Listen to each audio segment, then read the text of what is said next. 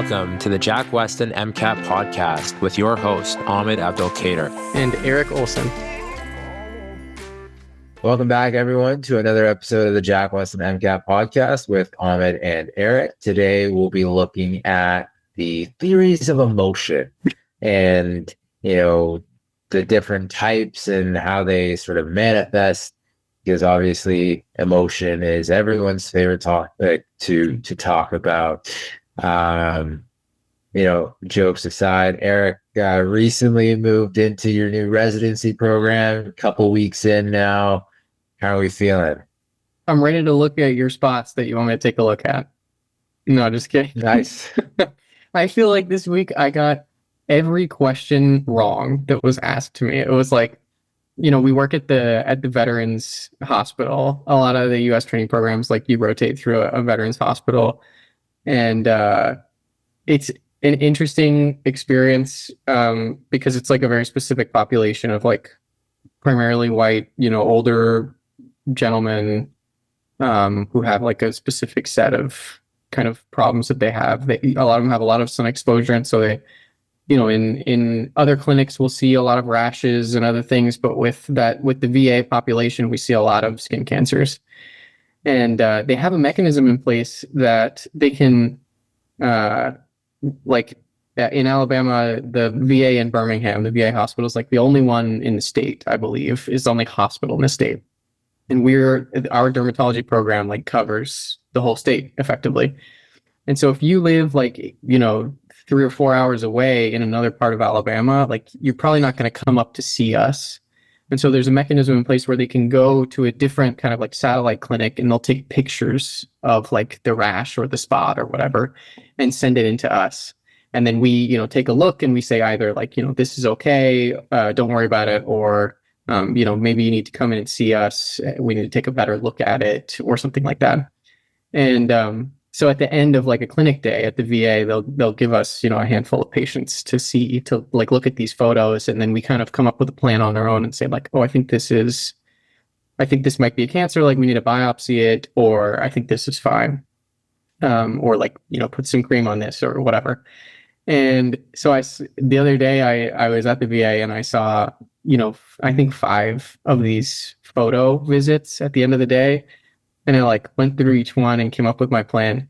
And every single one of them, I was wrong about what I wanted to do. I was like, this one's fine. Like, I'm not worried about it. And the attending was like, no, this needs to be biopsied. Like it probably needs removal.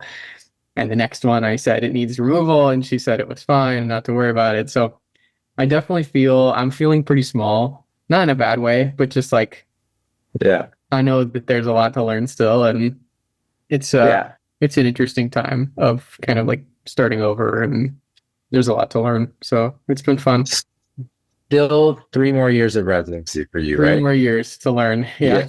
Hey, all the way from here is up, right? Yeah, it's true. What about you? I gotta ask, you're on the front end of maybe not the front end, in the middle of your medical education journey. Do you have any closer to the front than the end? Any thoughts about what you might want to do in the long term? Yeah, that's a good question. I'm getting that question a lot lately. I try to answer that question generally, and the reason is I don't want to keep telling myself that I want to do this specialty. I want to do this specialty for a couple of reasons. Number one, I want to go into med school with an open mind just because it is a brand new experience. So I don't want to have any maybe biases towards a specific specialty. Because I know, listen, if I like genuinely do want to go into this, I'm going to confirm that during my rotations. The other thing too is like residency programs are hard to get into, and I don't want to put all my eggs in one basket. Yeah. Right. I want to be able to say, okay, well, I like all 4 of these things. And if I get into any of them, I'd be ecstatic. That being said, I really do like working with athletes. So orthopedic is appealing. But anything, cardiac is interesting as well. I really enjoyed, my cardiopulmonary physiology classes in my undergrad. I think those were 2 of the coolest classes I took in my entire degree, and they were electives, which was great. Definitely not going to be doing neurosurgery. I'll tell you that for a fact. I don't know. Don't rule it out. You never know. It's just, Not for you. it's not even that it's not for me. It's just like, I don't know that I could do 7 years of residency. Mhm. And 7 years of hard residency. And I'm hoping, hopefully between now and being done residency, I'll start a family and things like that. So, yeah, it's not super compatible with the things I want to do in my life. So, um, and yeah, like there's maybe like 2 or 3 things that I know I don't want to do. Yeah. And beyond that, it's just, we'll see. Yeah. But yeah, athletes, cardiac, I think are probably two of the higher specialties Well, on my I list. will say you probably thought about this, but like physical medicine rehabilitation is like kind of an athletic sort of field. And then also I have a buddy who is like played soccer in college and is really into sports, and he was going to do ortho. He thought about gen surge, and he wants to do, you can do family medicine and then do like a sports medicine fellowship and work with Nice. sports teams and stuff like that. So just some options Right. for you. Yeah, I felt Yeah. people have different perspectives, but I feel like most of the people that I knew in med school like changed their mind a few times. To me, it's kind of like an undergraduate major. Like you go in, you kind of have an idea of what you're interested in, and like honestly, it feels more variable than an undergraduate major, because in an undergrad major, like I started in biochem and then I switched to neuroscience and then I switched to molecular biology, and like they were different, but they were all like kind of in that like chem bio zone. Yeah, yeah. But in medicine, it's like you could go in thinking family med and then end up doing, neurosurgery or something like there's just no telling, and you do those rotations and it kind of informs what you like, Right. what you don't, and things like that. It's exciting, man. I'm excited for you. Yeah, I appreciate it. And yeah, I mean, like I'm not gonna be getting into rotations until my third year. But yeah, try to, land the occasional shadowing Yeah, for sure. opportunity here and there, and just try to experience what things are like. Um, but yeah, the other thing cool is like all my classes are pass fail. So Awesome. that's like entirely new. Like I've never lived that before.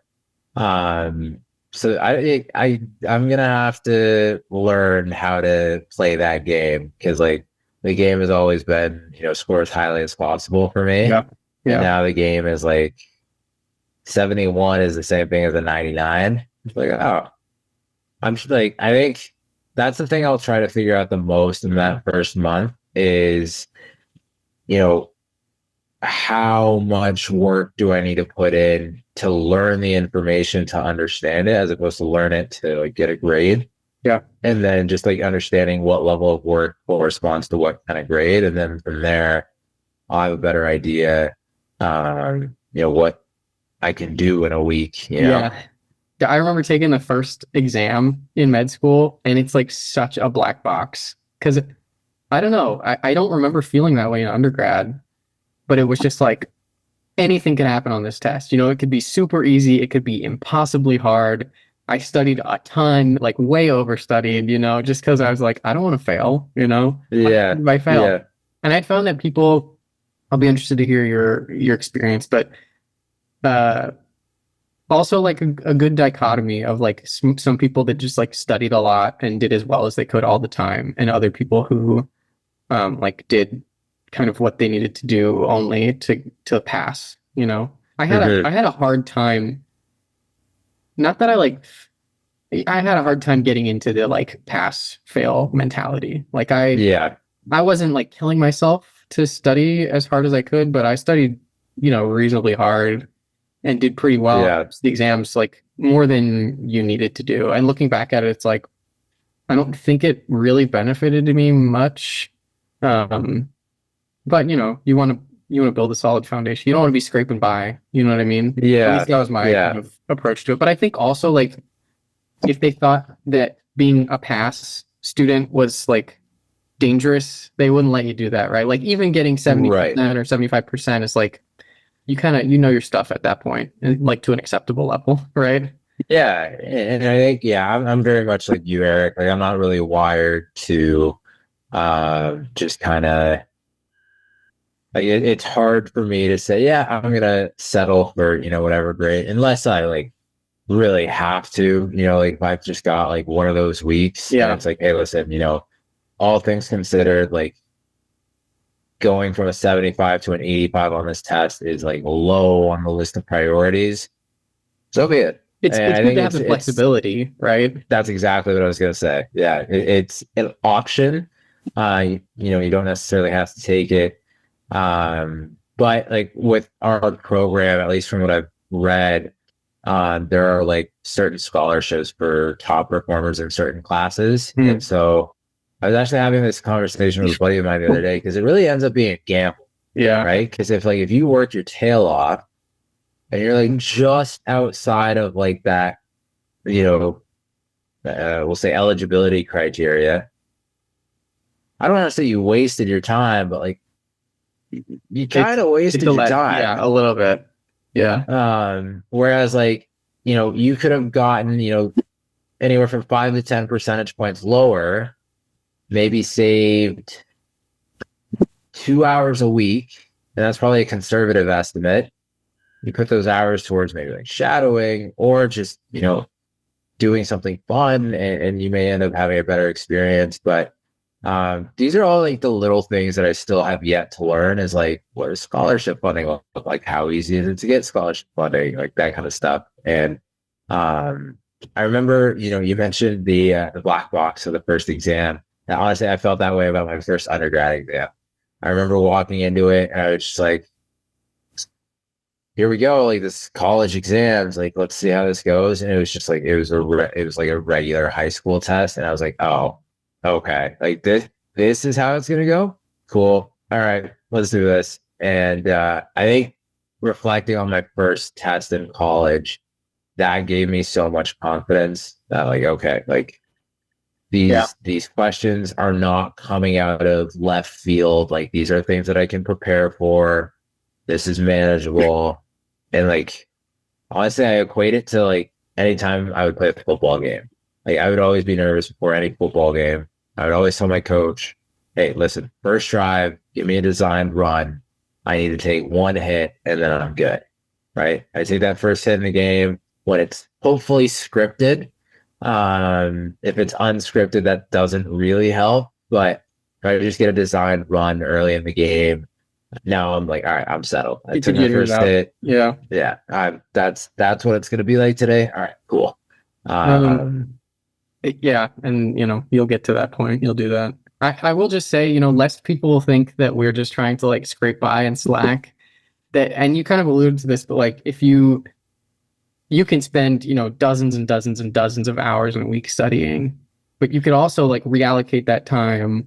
Like it's a very stressful time. You need some time for your mental health. You also can do shadowing, like be learning about different career paths and things you want to do. You could be putting that time toward research. As a medical student, you have access to resources to be able to volunteer and help people in ways that you couldn't otherwise do. And so like there's a lot of things that are on your plate, And so it's not like, I want to like barely pass. It's just like I have these other things that are important to me and I think that are valuable, and not only for my career but for other people. And so it's like this perpetual balancing act of trying to allocate in the best way possible. Yeah, that's some of the best advice I got was like have the foresight to look at what your residency application is going to look like. And if it's just you did great in school, really gonna cut it. It's not enough. So yeah, just trying to be a little bit more well-rounded. But yeah, I think nobody like aces their first year from a standpoint of like doing everything perfectly. I don't think that A exists, but two, like you're not making or breaking your residency application in your first year. You're still feeling a lot of things out. And that's what I'm most looking forward to is just like, hey, like test the waters a little bit. Yeah. But also just enjoy, the first year in a new city, new program, new people. So yeah, I'm excited for that. But on the note of excitement, I guess excitement is emotion. Yeah. And on the MCAT, I think emotion is a fairly testable topic in psych soc. There's the 7 universal emotions that the MCAT expects you to know. And off the top of my head, I remember, fear, anger, happiness, sadness, surprise, contempt. And there's another one. But anyway, that was 6, I think. Oh, There's a 7. Here, let me look it up for you.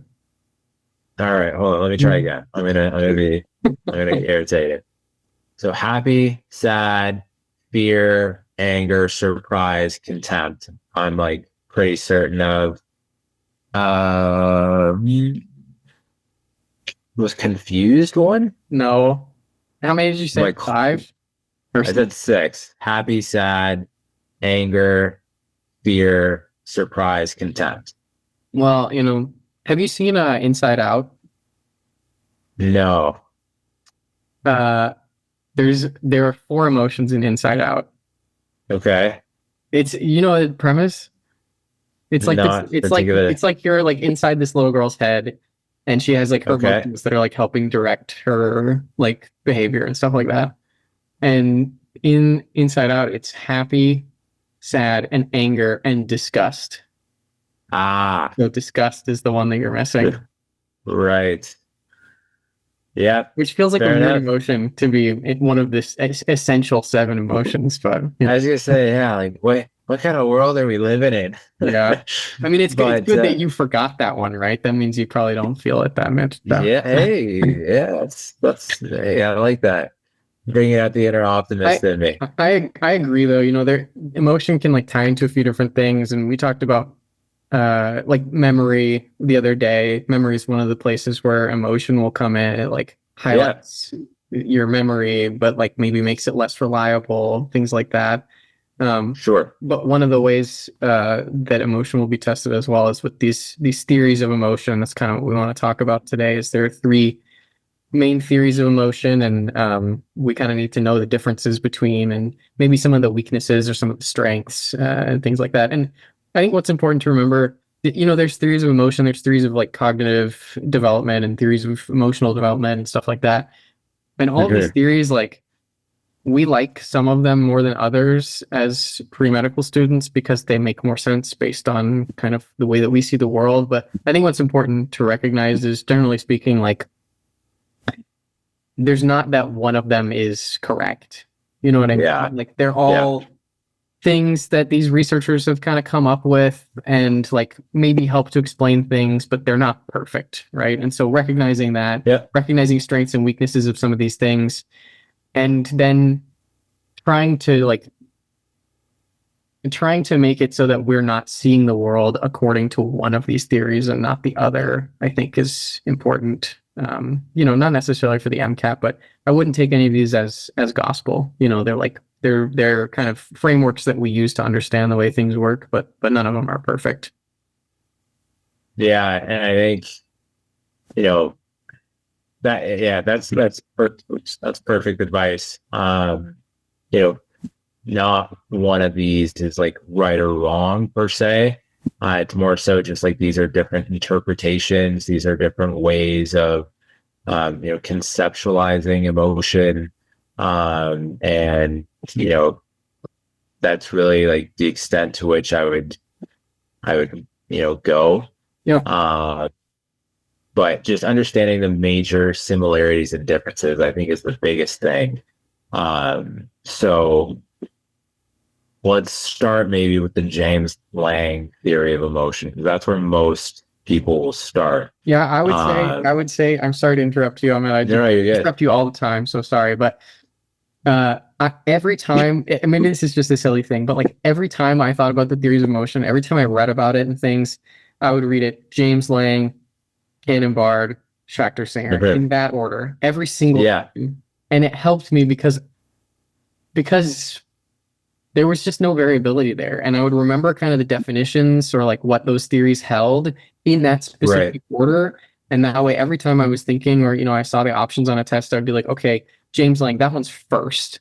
And the definition for the first one is Yeah. in this, and just like having that organization in my head. I don't know if there's like there's some mnemonics that we can talk about, but for me, like that was the best way to remember things, was just to keep it in that order, and every time I talked about it, be in that order. So I'm glad you're starting with James Lang, because if you ask me, like that's the first theory of emotion. Like that's the one we're supposed to know first. So I agree with you.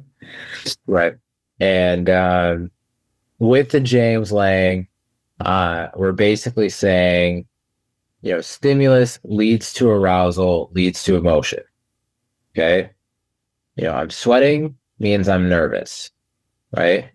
My heart rate is up means I'm anxious, right? Or I'm angry, or, you're basically labeling on emotion on the experience of physiological arousal, which is elicited from some stimulus. Yeah. Okay. So So go ahead. go ahead. I was just going to say, so like in practice, this looks like, you're walking in the woods and you see a bear and it's close to you. Like what is the emotion that's going to be elicited ultimately is like fear, right? And so the idea with James Lang is like, you see the bear and without thinking about it, or without, anything happening, first your heart rate goes up. Like your body automatically, like it just knows that the heart rate needs to be up. You need to start sweating and maybe trembling a little bit, things like that. The kind of physical sensations you might feel with fear. And then similarly, without thinking about it, without cognitively processing that you're seeing a bear and you should be afraid, in the James Lang theory of emotion, your body interprets those physiological signs as fear. And then you become afraid because of the physiology that you're experiencing. And I think it's important, I just want to emphasize, and we'll get into Schechter Singer in a few minutes, but Schechter Singer, there's more like there's cognitive involvement, like you're thinking it through and deciding that you're afraid. In James Lang, like it's consequential, it's physiologic response, emotion, but there's no like decision that you're going to be afraid. And so one of the big like criticisms of this theory is that like there are certain emotions that we experience, like theoretically, if James Lang were correct, like 100% correct, then we would have like very distinct physiologic responses for each emotion.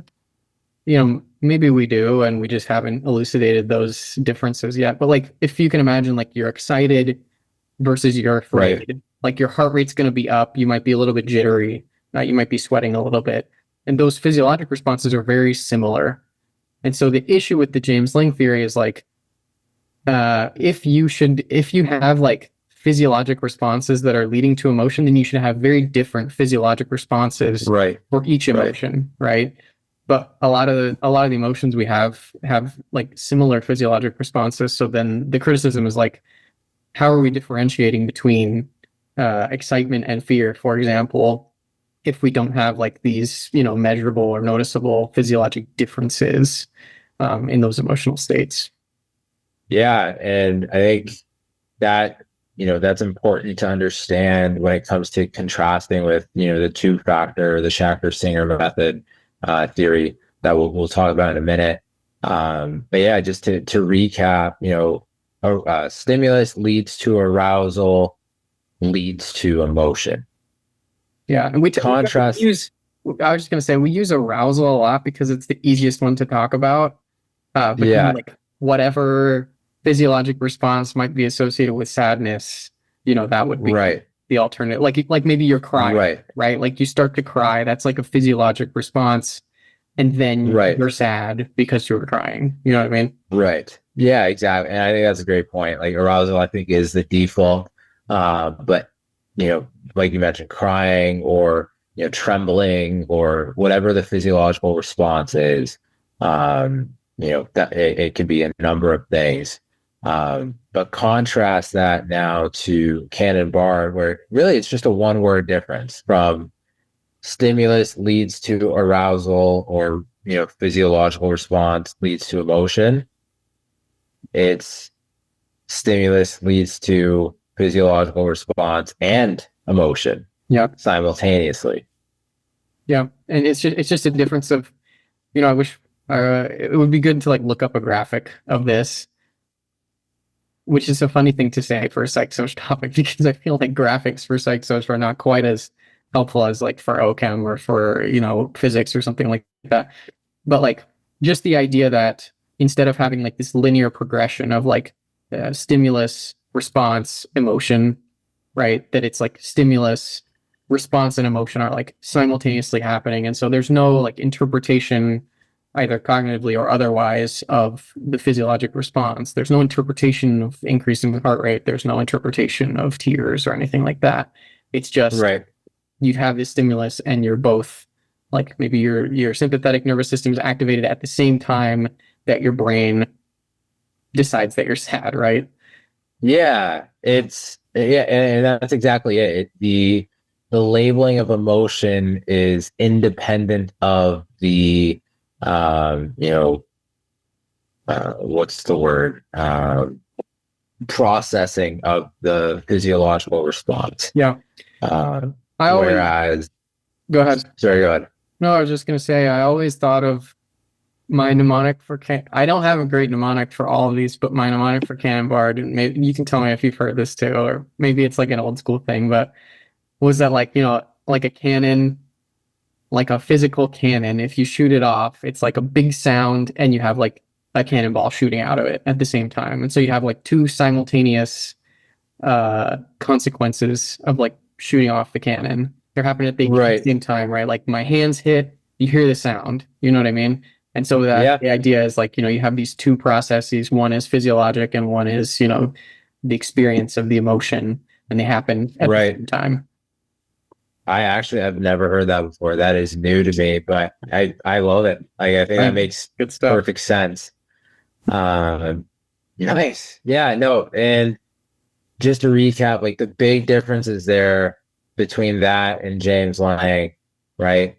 James Lang, it's the response that leads to the emotion. Cannon-Bard, it's the stimulus that leads to the response and the emotion. Yeah. Right. And then the last one that we need to touch on is the Schachter-Singer two-factor theory of emotion. And I'm wondering, Eric, if you learned it a particular way that made a lot of sense for you, or how did you try to reason through? No, I mean, I think, like I said, I like tried to learn it in these 3 steps. Like it's James Lynch is always first and Schachter-Singer is always last. And I think in my head, and I know I like made a point to say like none of these is more correct than the other, but like it's hard to not think that the Schachter-Singer probably maybe has something to do, because we like to think about our cognition playing a part in things. And so to me, I was just thought like we kind of progressed to the most correct theory. And again, that's not an MCAT thing to know. Like I wouldn't get into your head that Schachter-Singer is the most correct, but to me that was just the way I remembered it. Was like, I believe in cognition, and so that's that was like the closest to reality of any of them in my head. But yeah, I mean, the Schachter-Singer, not unsimilar to the James Lang theory, if we're being honest, but with the caveat that to this kind of linear progression from stimulus to response to emotion, that there's a cognitive component, right? That we as individuals, as humans, like we recognize those physiologic changes and we like interpret them, like consciously interpret them as some sort of emotion. Right. That's how we decide what it is and what it isn't. Yeah. And I think it really comes down to like, we take what we talked about with James Lang, right? You see the bear. With Schachter-Singer, now you're saying, I've experienced this, response, and I see this as a bear, which I know can eat me. Yeah, exactly. Now I'm scared. Exactly. Right? Exactly. And then and then it's like a positive feedback loop. Then like your heart starts beating faster because you decided you were scared. And Right. And I think ultimately, like there's major differences between these different theories, and that's what's important to stress, right? Schachter-Singer, Schachter-Singer, we've got 2 factors contributing to emotion. There's the response and there's the cognitive interpretation. Absolutely. James Lang, remove the cognitive interpretation, right? It's just the response leads to the emotion. Cannon-Bard, the stimulus leads to the response and the emotion simultaneously and independently. Yeah. Right. So I think just to recap, if James Lang, where I'm in the forest, I see a bear, I'm not acknowledging it's a bear. I just feel my heart rate go up. I'm fearful. Yeah. Right. Yep. If, with Cannon Bar, I'm fearful and my heart rate goes up, but it's not one leading to the other. Right. It's simultaneous. Right. And then with Shachter Singer, my heart rate goes up. I see it's a bear. I know it can eat me. I'm afraid. Yeah. So I'll tell you a cautionary tale from my own life. And Sounds good. I don't know if it like really fits. It's not really supportive of Cannon Bard. It's like I think it's maybe like supportive of Shachter Singer, maybe James Lang. You can be the judge. But when I was getting ready to take step 1, which is like I don't know how much familiarity people have with this. Like I didn't have any familiarity until I got into med school and like started. Like I was months into med school before I understood this, but you have to take like some standardized board exams during medical school. Step 1, step 2, and then step 3 you take as a resident. And they're basically just like any other standardized test you've ever taken, except that like it matters for you to be able to practice medicine. Did you take it when it was graded? Yeah, so the way that it used to be graded, and it was like a significant component of how people kind of evaluated you for residencies, step 1. And then they changed step 1 to be from a graded score to pass fail, similar to your preclinical classes. Step 2 continues to have a score, and I think it's used pretty heavily in residency applications now. I think the thought was like, we're going to get rid of step 1 for a score because it's like stressing people out. Yeah. Which, I think is helpful, but it just kind of transfers the stress to other things. You know what I mean? Anyway, when I was taking it,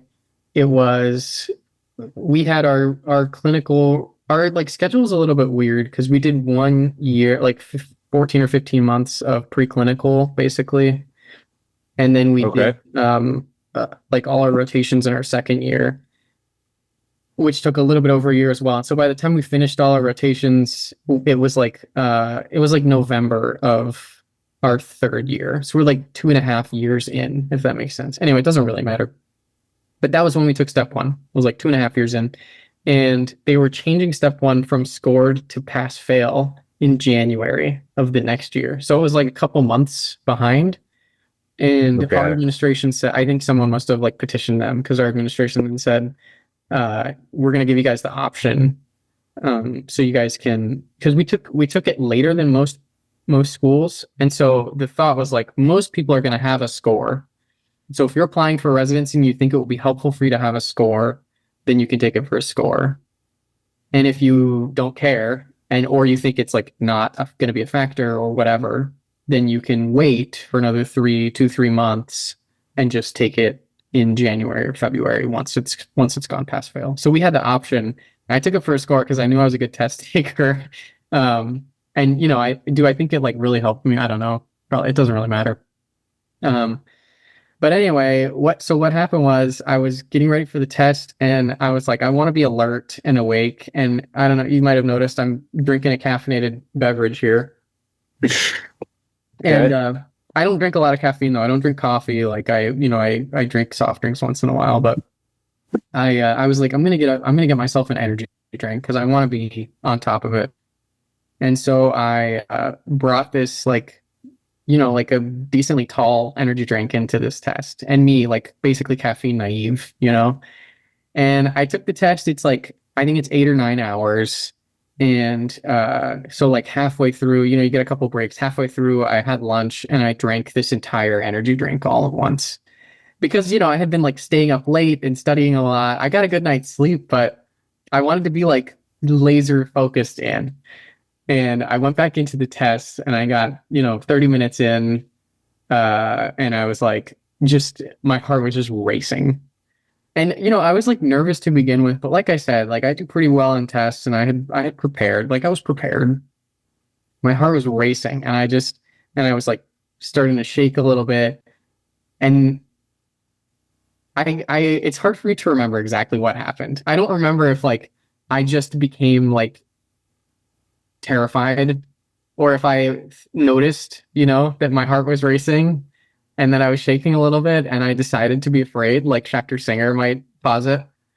I think there was probably like a component of both. I was probably a little bit afraid to begin with just because it was a big test. But anyway, I like basically had a panic attack, not like a full blown, like needed to take the time off, but I stood up in the middle of the section because like you get breaks at the end of sections, but I had to get up and walk out, and I like splashed some cold water on my face, and I was like doing vagal maneuvers, which we don't have to get into, but like, I was like pressing on my carotid because that can be used to like decrease heart rate. And I was like bearing down, like I was going to have a bowel movement because these are some things some strategies that we use when people have elevated heart rates. And I was like, I gotta relax a little bit. You know what I mean? Yeah. And I had to like get my physiology to respond, at least was my thought, because of these theories that I'm familiar with. I was like, I have to cognitively calm down, but I have to physiologically calm down too, because I'm able to like manage myself if otherwise. So anyway, I stepped out and I did these things for like, 5 or 6 minutes, and I got back in the test, and it was definitely hard to finish, but made it through and got things done. So anyway, point of the story being, like, I would have been completely fine. Like, I had done fine the first half of the test. I probably had some low level anxiety, but I wasn't like actively afraid and panicking, but because I, artificially elevated my heart rate, and like my physiology was off, right? Because of all the caffeine I consumed in such a short period of time, something that I wasn't used to. And then I started to, either cognitively or no, kind of interpret it as, fear and distress. And so, I think it's kind of counter to Cannon-Barr, just to put it in context of these theories, right? Because I had a physiologic response and then I had an emotional response. It wasn't kind of all at once. Which again, like, doesn't mean that Cannon-Barr is wrong per se. This is like a case study of a very specific situation. But it had that kind of linear progression of physiologic response and then kind of emotional response as well. And the point of the story being, like, don't do that. Don't drink an energy drink. Don't drink an energy drink in the middle of your test unless you drink energy drinks every day, and it's fine. But it kind of illustrates. I remember walking away and even thinking, like, I was thinking about these theories, and like, this is not tested on step one. It's not something you do really in med school, but I think there's definitely some merit, and it has stuck with me as kind of a formative experience. And I mean, I'm with you on the fact that like Shachter Singer is the one that tends to make the most intuitive sense because it does factor in cognition. But ultimately, as we've mentioned, guys, like, I think the biggest thing to take is just what are the differences between these theories.